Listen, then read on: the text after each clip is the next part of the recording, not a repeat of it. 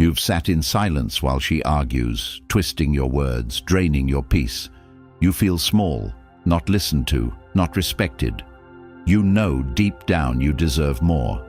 You know your logic, calmness, and values are better than this chaos. But how do you speak one thing so powerful she can't argue, manipulate, or guilt trip you?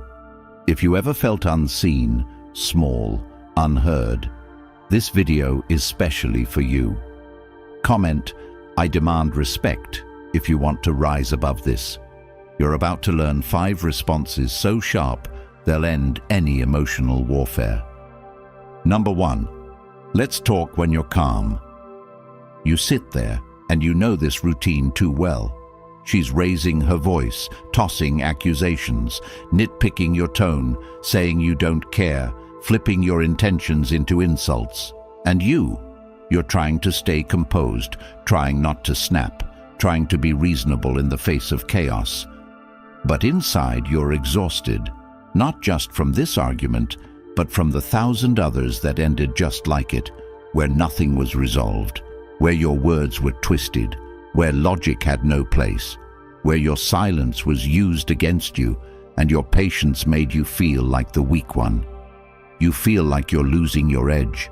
You wonder when you became this muted version of yourself, walking on eggshells in your own space, in your own mind. But you didn't get weak. You just weren't taught how to respond. You were taught to endure, to absorb, to fix, to calm her down, even when she's disrespecting your peace. That ends now, because this one sentence, "Let's talk when you're calm," rebuilds your authority. It doesn't escalate, it doesn't explain, and it doesn't beg. It simply withdraws the fuel. It reclaims your control without reacting. It's not passive, it's not avoidance. It's power through stillness. And that stillness doesn't come from fear, it comes from clarity. You're no longer participating in emotional chaos. You're commanding emotional space. You're saying, "Your storm doesn't move me." And when you say it, you don't raise your voice. You don't look away. You look right at her. You hold your voice steady. You say it once, then silence. Because once you drop that line, you don't need to continue. If she's not calm, there's no discussion, period. And the more you do this, the more your presence changes. She realizes the louder she gets, the less she gets from you. She sees your respect isn't cheap. She learns she can't hijack your emotions anymore, and that begins to rewire the dynamic. Because when a man stops reacting, the entire environment shifts. She either rises to meet your energy, or she exposes herself. But you don't even need to say it for her. She feels it in the room, and here's what most men never learn. In every argument, there's the fight, and then there's the field where it happens. Most men focus on the fight, trying to win the words. But real men own the field. And the man who owns the emotional space of a conversation decides how deep it goes, how long it lasts, and when it ends. That's what this phrase gives you. It's the reset button. It's the control switch. It's the reminder that you don't have to battle to be powerful. You just have to choose when the conversation deserves your attention. Imagine this in practice. She's shouting about something small, twisting it into a character assassination. You listen, calm. Then you say, "Let's talk when you're calm." You lean back. You stop responding. You're not cold. You're composed. She throws a few more jabs, trying to bait you. You don't flinch. That silence is louder than any insult. It's not just discipline, it's training. Because what this phrase requires from you isn't just the words, it's the energy behind them. And that energy comes from a man who isn't desperate to prove himself. A man who values his mental space so much that he doesn't rent it out for free. You've been trained to fix everything, to manage her moods, to be the emotional shock absorber for both of you. And that training cost you your peace, your confidence, and your edge. But you get it back when you learn this. Not every voice deserves a response. and not every attack needs defense. Some moments require one line and total emotional withdrawal. That's Stoic power, not reacting out of ego but choosing your ground.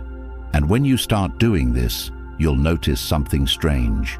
She becomes quieter, not because she agrees with you, but because she's unsure how to engage with a man who isn't programmable by her emotions. That confusion becomes respect. That respect becomes attraction. And not just in her, everyone around you begins to feel it, because your tone says, "You'll only get me at my best when you approach me with respect." And that boundary becomes your signature. That energy becomes your identity. You don't need 10 comebacks. You need one line and total alignment. But to say it right, you have to become it. You have to stop being the emotional firefighter and become the architect of your own peace. That means learning to pause, to detach, to recognize when you're being dragged into a fight that serves no one. That's what this sentence gives you. It's not avoidance, it's selection. You're not refusing to engage, you're demanding a standard. And that's the ultimate shift, from being reactive to becoming selective. Because when a man becomes selective, he stops chasing validation and starts commanding presence. And women may test it, they may challenge it, but they respect it more than anything. Because deep down, every woman wants to feel the presence of a man who doesn't flinch, doesn't fold, and doesn't entertain disrespect. That man, when he speaks, needs no volume, just one sentence, steady tone, eye contact, and silence. Let's talk when you're calm, and you wait. Because the man who waits, not out of fear, but out of standard, is the man who never loses control. You become that man by choosing your silence, not from weakness, but from absolute clarity that you will never trade your peace for temporary validation again.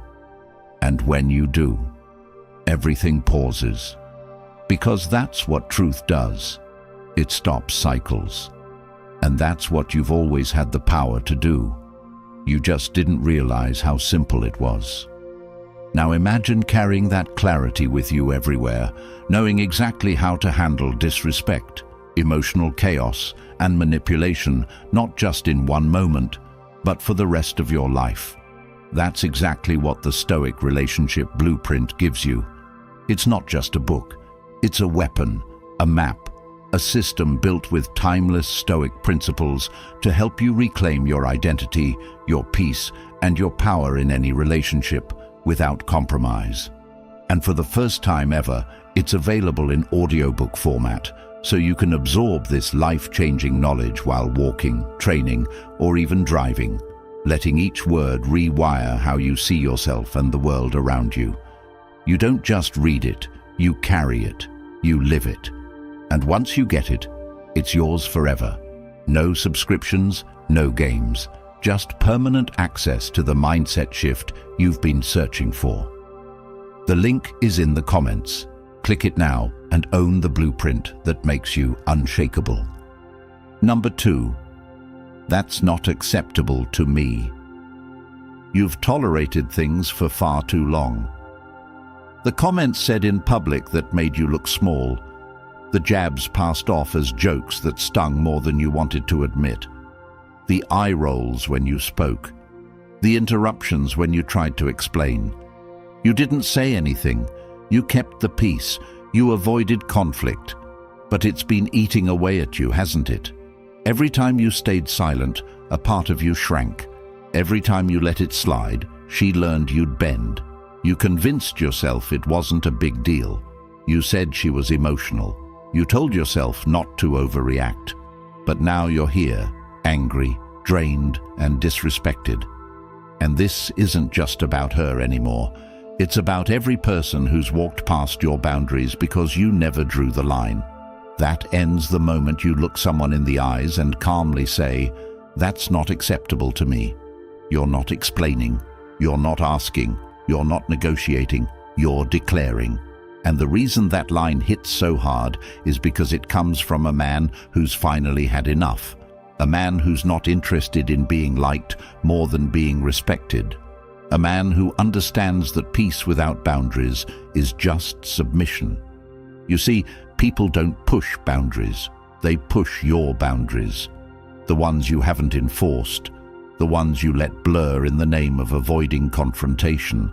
But confrontation isn't violence, it's clarity, and clarity is the foundation of respect. The problem is, you've been trained to absorb disrespect if it's wrapped in a soft tone or comes from someone attractive. But disrespect is disrespect, no matter how it's delivered. When she criticizes your vision, mocks your beliefs, belittles your routines, that's not just how she is, that's a test. And when you passively allow it, you fail the test without even knowing one was happening. Women constantly test the strength of the man they're with, not through words of praise, but through pressure. And every time you excuse it, she sees weakness. You don't have to yell. You don't have to argue. You have to speak with certainty. That's not acceptable to me. That's not a request. That's a law. And laws are not up for debate. You don't explain why. You don't list all your reasons. You state it and you hold. And if she pushes back, mocks you, or plays the victim, you hold. Because here's the truth most men won't say out loud. Many women want to know where your line is. They want to feel you have a backbone, that your standards aren't just quotes you read, they're truths you live by. When you say that's not acceptable to me, you're telling the world, this is the level I play at. If you can't meet me here, you can leave. And that energy, it changes everything. People begin to speak to you differently. She thinks twice before crossing that line, and even if she does cross it, you don't argue, you withdraw, you detach, because you don't beg for respect. You command it by removing access to you when it's violated.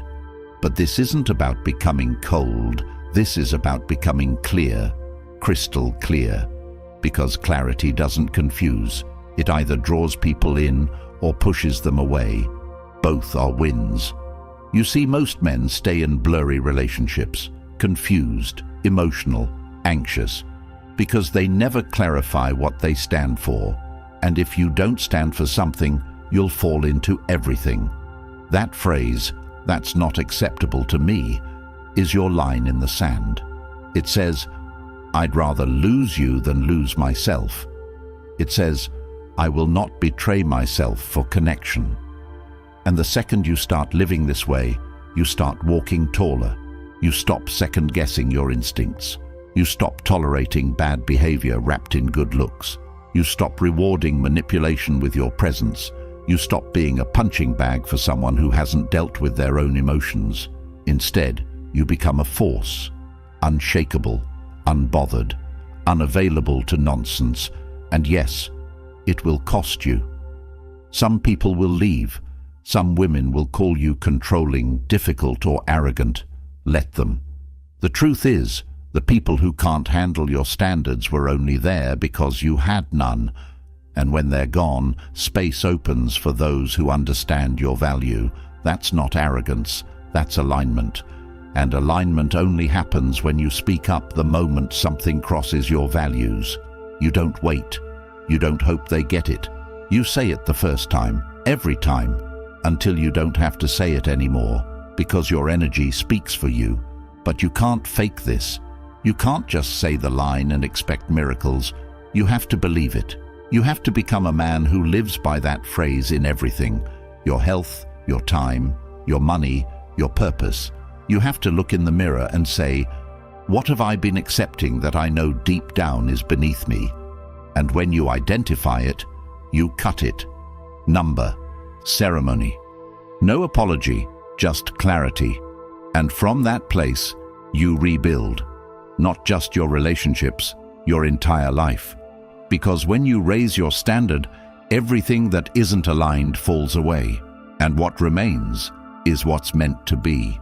But none of that begins until you stop waiting for people to respect you and start demanding it by the way you carry yourself.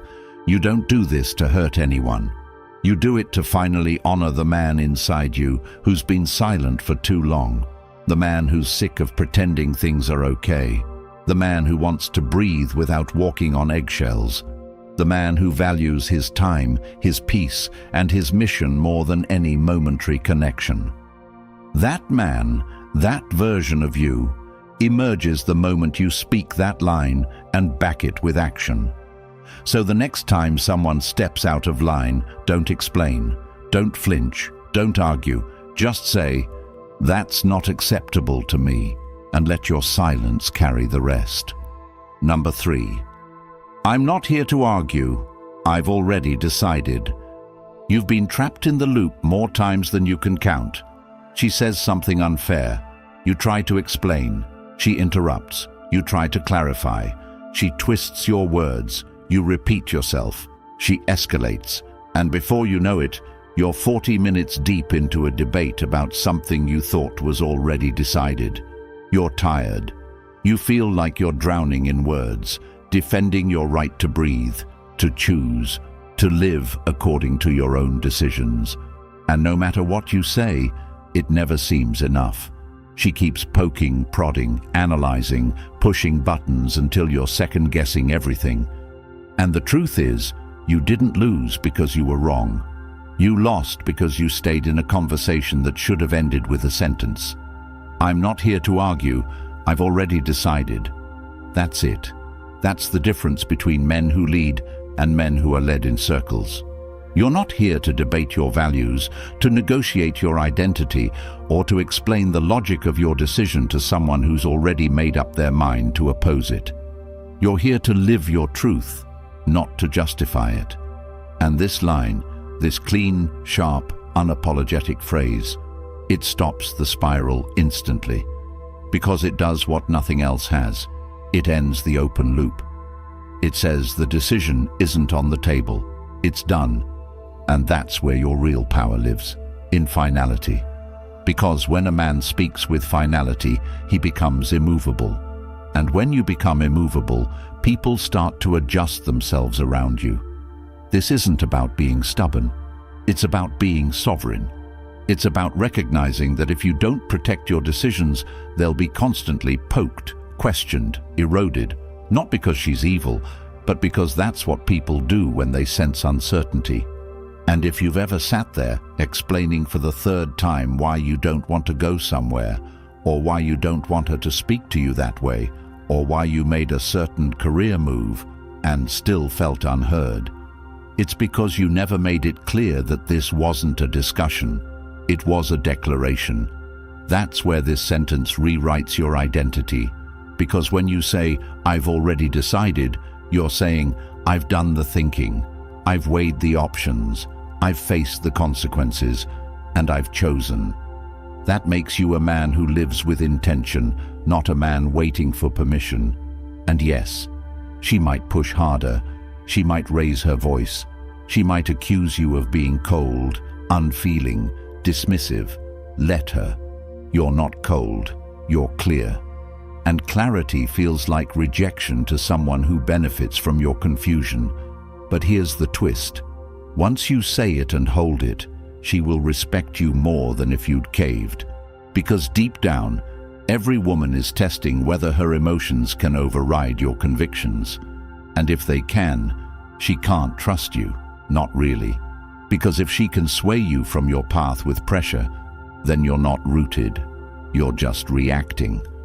But when she sees that you won't argue, that your energy doesn't flinch, that you won't defend what you've already chosen, she either falls in line or she falls away. And both outcomes are wins. Because the wrong woman will leave and the right one will rise. But this sentence doesn't just transform your relationships. It transforms your mind. You start using it with your habits, your goals, your time. You stop letting people talk you out of your gym time. You stop letting people distract you from your mission. You stop allowing other people's discomfort to dictate your decisions.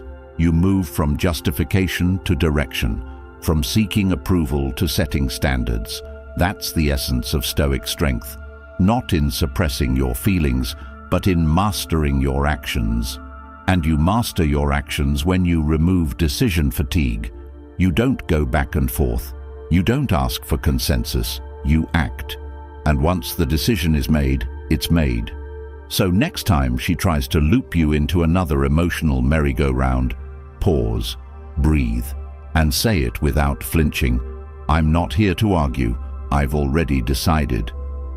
Then stop talking. The silence will shake her more than shouting ever could, because silence backed by certainty is the loudest power a man can carry. And over time, this becomes your frame. People feel it before you even speak. They realize he's not here to argue. He's already decided. And that presence, that's what makes you untouchable. Number 4. You're free to feel that way. She says you don't care. She tells you you're selfish. She tells you you've changed. You used to chase. You used to check in. You used to validate every mood and apologize for emotions you didn't cause. And because you thought it was love, you did it. Every time. You played therapist. You became her emotional regulator, her punching bag, her source of stability, even when she spun out over the smallest things. And at first, you felt needed. It made you feel important. You thought, if I love her enough, she'll see me. She'll calm down. But she didn't. She escalated. And soon, her feelings became facts, and your truth became secondary. You found yourself apologizing for how she felt, feelings that had nothing to do with your words or actions. She weaponized sadness, frustration, and silence. You kept bending. You explained yourself over and over. You tried to reason, fix, soften the blow. But every time you did that, something inside you faded. Your fire dimmed, your strength softened. Because somewhere in all of that, you forgot that her feelings don't define your reality. And this is where your breakthrough begins. The moment you say, without fear, without guilt, you're free to feel that way. You're not dismissing her. You're not mocking her. You're setting yourself free from emotional chains you never agreed to carry. Because once a man allows someone's emotions to dictate his behavior, he no longer owns his behavior. And when you say this phrase, what you're really doing is detaching from emotional manipulation in its most subtle form. Because guilt is the most efficient leash ever designed. It doesn't scream. It whispers. It makes you doubt yourself in silence. And this sentence cuts the leash clean. Imagine the next time she says, "I can't believe you didn't call me back. You must not care." And instead of scrambling to defend yourself, you calmly say, "You're free to feel that way." No argument, no defensiveness, no justification. And in that moment, you're not cold, you're composed. Because you're no longer reacting to emotional bait. You've stepped out of the frame. You've stepped into clarity. And clarity is everything. Because most of her frustration isn't about what you did. It's about not being able to control how you respond. And once she realizes that her feelings won't force you to submit, something shifts. She might push harder. She might accuse you of being emotionally unavailable. Let her. You're not here to fix how she feels. You're here to live in truth. And the truth is, people are allowed to feel whatever they feel. But they're not allowed to use those feelings as weapons against you. This phrase reminds her, and reminds you, that two people can experience the same moment differently, and that's okay. But only one of you is trying to rewrite the other's reality. And if you allow it, you lose yourself one compromise at a time. That's why this sentence, though simple, is a boundary dressed as a statement. It says, "I see you, but I won't bend for you." And that's rare, because we live in a world where feelings are currency and offense is control. But you're done being bought. You're done being manipulated by tears, tones, and tantrums. Not because you don't care, but because you care about yourself too. And this is where your growth begins, when you stop seeing your worth through someone else's emotional lens. When you stop apologizing for who you are because someone else is uncomfortable. When you start living as if your peace matters just as much as hers. And it does, more even. Because when you lead with peace, you offer clarity. You become the anchor in the chaos, not by absorbing it, but by refusing to entertain it. That's real leadership. That's real love. And that's what this line delivers. It's emotional leadership in its purest form. And yes, it will trigger her, especially if she's used to winning with emotion. But let her be triggered. Let her feel. That's her journey, not yours. You don't adjust your truth to protect someone else from their own emotional consequences. You hold steady. You speak calm. You exit arguments you never started. And the men who learn this, who master this, live lighter. They don't fear confrontation because they don't need to confront. They don't chase peace. They embody it. And you get there by using this sentence like a sword, precise, silent, final. Because when you say, "You're free to feel that way," what you're really saying is, "I no longer agree to carry what doesn't belong to me." And from there, everything changes. You no longer fear how she feels. You no longer try to manage it. You simply allow it and keep moving. And the irony? That's when she begins to calm. Because chaos loses energy when it meets clarity. That's the truth. That's the power. And that's the life you step into when you stop defending yourself and start owning yourself. One phrase at a time. Number 5. This conversation isn't going anywhere useful. You've been in the loop for far too long, not just in this relationship, but in life. The same arguments, the same emotional bait, the same drawn-out talks that feel more like tactical warfare than meaningful dialogue. You try to stay calm, you try to explain, but you notice the pattern. Nothing is actually getting solved. You enter the conversation thinking it's about something small, a misunderstanding, a scheduling issue, a minor disagreement.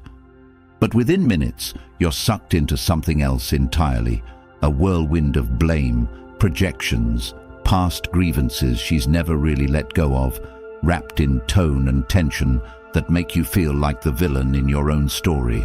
And the truth is, you're tired, not physically, but emotionally and mentally drained from conversations that are supposed to bring clarity, but only deliver confusion.